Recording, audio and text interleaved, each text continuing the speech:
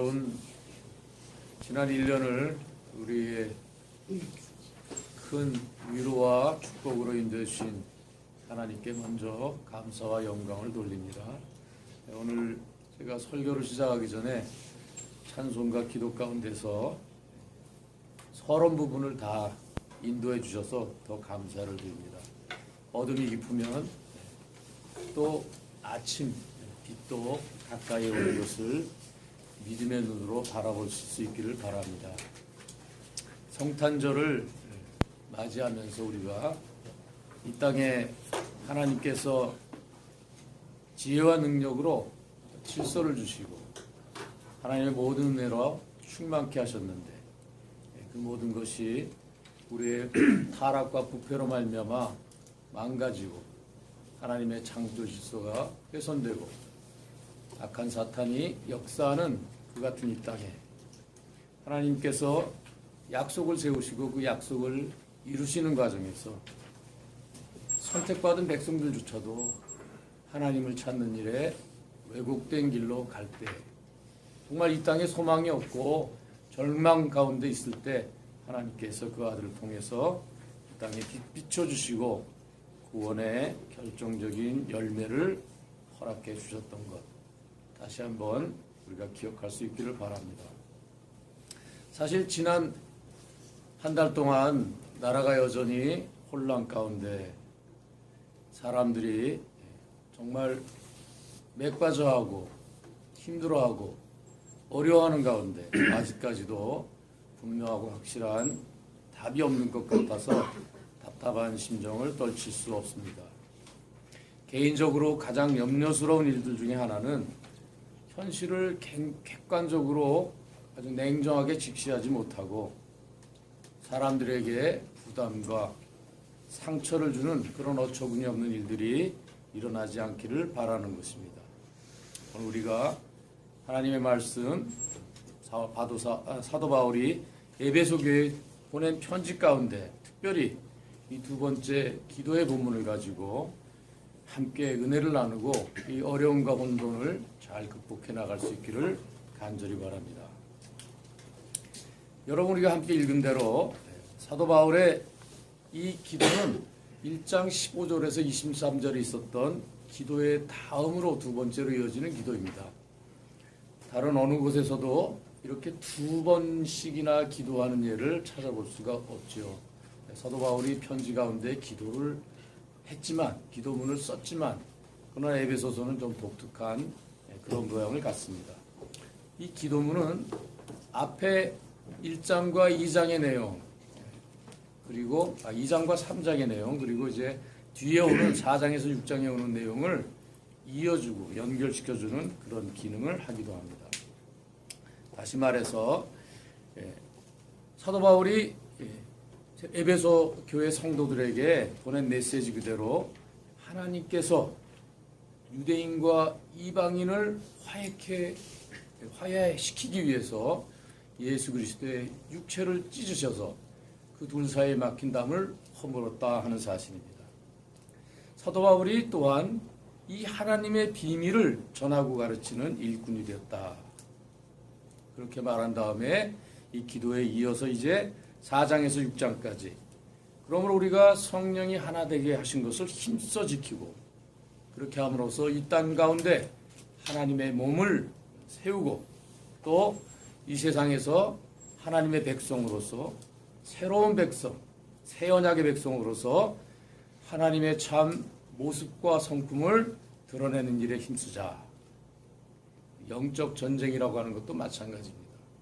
우리가 신비한 무엇을 하는 것이 아니고 하나님께서 우리에게 주신 바로 그 계시 예수 그리스도를 보고 듣고 만진 사람들이 즉 사도들이 전해준 말씀 그대로 우리도 이 땅 가운데서 예수님, 교회의 머리 되신 예수님을 닮아가고 그분과 하나 되기 위해서 믿음으로 살아가는 그것이 바로 영적인 전쟁인 것입니다. 사도 바울은 기도 가운데 이제 에베소 교회의 성도들을 권면합니다. 14절에 이러므로 환난 가운데서 하나님의 영광의 빛을 비추기 위해서 나는 아버지께 무릎을 꿇고 기도합니다. 하늘과 땅에 있는 모든 족속에게 주신 이름을 주신, 사실 우리 한글 성경은 14절과 15절이 원래 헬라어 성경하고 순서가 뒤바뀌어 있습니다. 먼저 나는 무릎을 꿇고 기도합니다. 근데 그 기도의 대상은 하나님, 하늘에 계신 아버지신데 그분이 모든 족속에게 이름을 주신 분입니다. 모든 족속, 한 가족이라는 의미입니다. 우리가 볼 때는 다 다른 것 같지만 한 하나님께로부터 이 모든 나라와 백성들이 나온 사실을 사도 바울은 전하고 있습니다.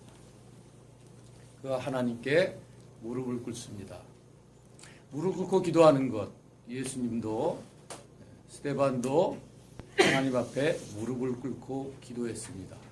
겟세마네 동산에서 돌을 맞아가면서 하나님 앞에 기도했습니다. 그 자세를 우리가 본받아야겠죠. 하나님께 대한 절대적인 신뢰, 하나님 앞에서 자기를 낮추고 겸손함으로 하나님의 말씀을 들을 준비가 되어 있는 자세, 나아가서 이 땅과 하나님을 화해시키는, 이 세상의 사람들과 하나님 사이에 막힌 담을 헐고자 하는 저들이 하는 일을 스스로가 알지 못함이니이다. 우리는 은혜로 하나님의 능력으로 복음을 알고 하나님을 알게 됐지만 이 세상은 여전히 어둠 가운데서 하나님을 모르고 살아가는 것이죠. 그렇기 때문에 사도 바울은 무릎을 꿇었습니다. 예수님이 그랬던 것처럼, 스데반 집사가 그랬던 것처럼 아버지께 기도합니다. 이제 기도의 내용에 들어가 보죠. 그의 영광의 풍성함을 따라 그의 성령으로 말미암아 너희 속사람을 능력으로 강건하게 하시오며, 여기 사실 세 가지 바람이 전해지는데 그 첫 번째는 속사람을 강건하게 하고 또 믿음으로 그리스도께서 그들 안에 거주하게, 내주하게 하시는 것입니다. 속사람이란 다른 의미가 아니고 우리 안에 있는 사람, 그래서 우리가 겉사람, 속사람이란 말을 성경에서 볼 수 있는데, 겉사람은 말 그대로 겉으로 드러난 육체를 말할 수 있습니다. 그러나 속사람이라는 것은 바로 우리 인격의 존재의 의미를 결정하고 그 열매를 맺는 그런 마음을 중심으로 한 사람을 의미합니다. 근데 이 속사람을 강건하게 한다 하는 것이죠. 하나님께서 우리 안에 계신다, 성령이 내주하신다 하는 것은 바로 우리 속사람 안에 계신다는 것을 의미합니다. 근데 이 속사람이 강건하지 않으면 이 세상의 유혹과 미혹에 빠지고 어려움과 고난에 좌절하게 되는 것입니다. 그래서 더욱이 이 세상 가운데서, 어둠 가운데서 살아갈 때 우리는 속사람을 강건하게 하는데 성령으로 말미암아, 하나님의 영광의 빛으로 말미암아, 그 능력으로 말미암아 우리 속사람을 강건하게 해야 하는 것입니다. 로마서 7장과 고린도후서 4장 16절에서 우리는 이 같은 내용을 함께 볼 수 있습니다. 우리가 겉사람은 육체를 따라 살고자 하지만 우리 속사람은 하나님의 법을 따라 살아야 하는 것입니다. 또한 우리의 속사람, 새 사람과 다르게 성령으로 거듭난 그리스도인을 새 사람이라고 한다면 우리 속사람, 여전히 우리 안에 마음과 심령은 성령으로 말미암아서 살아가야 한다는 것입니다. 그래서 하나님께서 우리 안에 오셔서 우리를 통하여서 온전히 함께 내주하시며 우리를 통해서 온전히 역사하기를 원하시는 그 사실을 알 수가 있습니다. 뿐만 아니라 우리는 믿음으로 그리스도께서 우리 안에 내주하게 하셔야 합니다. 여기 그리스도께서 내주하게 하신다는 것은 이미 우리가 예수 그리스도를 알고 신앙을 고백했던 존재로서 하나님의 성령이 우리 안에 계시지 않느냐, 주님께서 우리 안에 계시지 않느냐 이렇게 물어볼 수도 있습니다. 근데 여기 사도 바울이 사용하고 있는 단어는 헬라어로 카토이케오라고 하는 단어인데, 이것은 파라이케오라고 하는 단어와 약간의 차이가 있습니다. 둘 다 거주한다, 머문다 그런 뜻을 갖고 있는데, 이 파라이케오라고 하는 단어는 임시적으로 머문다, 잠시 머문다 그런 뜻인데 반해서 오늘 본문에서 사용하고 있는 카토이케오라고 하는 단어는 영속적으로 지속적으로 머문다 그런 의미를 갖고 있는 것입니다. 우리 속사람, 우리 심령 안에 그리스도께서 계속해서 머물 수 있도록 기도해야 하는 것입니다. 우리 삶의 진정한 주인이신 주님께서 우리의 삶을 지배하도록 우리가 믿음으로 기도해야 하는 것입니다. 그래서 이제 속사람이 강건해지고 그리스도께서 우리 안에 계신다면 우리가 사랑 안에서 뿌리를 내리고 견고해질 것입니다. 사랑은 성도들이 뿌리를 내리고 자라가는 토양이며 또 함께 세워져가는 반석과 같은 것입니다. 따라서 우리는 그리스도의 사랑을 깨달아 알아야만 합니다. 근데 여기 너비와 길이와 높이라는 단어가 나오죠. 그 너비와 길이와 높이와 깊이가 어떠함을 깨달아. 사실은 이제 19절에 상반절과 하반절은 나뉘어지는데, 사실은 그 하반절이 마지막 세 번째 간구에 해당되는 것이고, 그 앞에 있는 부분은 사랑을 알고 그 너비와 길이와 높이와 깊이가 어떠한지를 깨달아야 한다 이렇게 이어지는 것입니다. 너비와 길이와 높이와 깊이와 관련돼서는 욥기서 11장에 보면은 나아마 사람 소발이 하나님의 지혜가 하늘보다 높고 음부보다 깊고 땅보다 크고 바다보다 넓다. 우리가 여기 보는 그런 요소들이 다 있죠. 근데 문제는 뭐냐면 이건 하나님의 지혜를 얘기하고 있는 것이 아니고 무엇을 얘기합니까? 사랑을 얘기하고 있는 것이죠. 로마서 11장 33절에 보면 사도 바울은 또한 깊도다 하나님의 지혜와 지식에 부여하며 그의 판단은 측량치 못할 것이며 그의 길은 아지 못할 것이더라 이렇게 말하고 있습니다. 그러나 여기 오늘 에베소서 본문에 나오는 이 네 가지 사실은 지혜와 관련된 것이 아니죠. 능력과 같은 데 관련된 것도 아닙니다. 따라서 우리는 이것을 그냥 수식어로 이해하는 것이 옳겠다 이렇게 볼 수 있습니다. 여기 우리가 또 한 가지 주목해야 할 사실은 여기 모든 성도와 함께 지식에 넘치는 그리스도의 사랑을 알고 그랬는데, 이 넘친다고 하는 단어도 또한 우리가 좀 생각해 봐야 할 점입니다. 잘못 생각하면은 이게 마치 수단인 것처럼 우리가 해석할 수 있죠. 그러니까 지식의 넘침으로 그 지식으로 인해서 우리가 그리스도의 사랑을 안다 이렇게 해석할 수 있는데, 사실은 그렇게 해석하는 것보다는 오히려 여기 나와 있는 넘치는 이란 단어는 어떤 특정한 방향성을 의미하는 전치사와 연관되어진 의미라고 보여집니다. 다시 말해서 예수 그리스도로 말미암아 거듭난 사람의 삶의 목적, 삶의 목표와 관련되어진 그런 의미로 보는 것이 옳다 하는 것입니다. 무슨 얘기냐면은 하나님의 모든 충만으로, 여기 나와 있는 것 같이 너희에게 하나님의 모든 충만하신 것으로 너희에게 충만하게 하시기를 구하노라 했을 때, 이 충만한 것이라는 것이 어떠한 특정한 수준이나 정도까지를 의미하는 것이기 때문인 것입니다.